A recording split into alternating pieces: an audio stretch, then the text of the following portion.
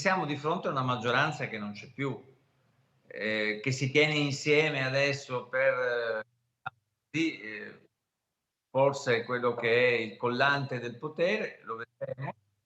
Si tiene insieme perché continua ad agitare alcune bandiere ideologiche, però diciamo è una maggioranza che secondo me in Veneto ha finito il suo ciclo politico. Affonda il coltello Andrea Martella, segretario del PD Veneto, nel giorno in cui si segna un nuovo strappo, forse quello più doloroso all'interno del centrodestra, dove è tutti contro tutti. Con una spaccatura che è tra la Lega e Fratelli d'Italia, che è all'interno della Lega, dove spesso si confrontano due o più linee e che adesso emerge con tutta evidenza anche nei confronti di Forza Italia. A questo punto la questione è anche tattica, con il PD e il centrosinistra che si stanno riorganizzando. Elezioni europee e comunali sono ovviamente il primo step, il tempo stringe. La direzione nazionale che dovrà decidere le candidature è prevista per domenica mattina. Resta ancora da capire se la segretaria Elie Schlein sarà capolista. Di certo un ruolo preminente lo avrà a nord-est Stefano Bonaccini. Per il Veneto si va verso la conferma in lista di Alessandra Moretti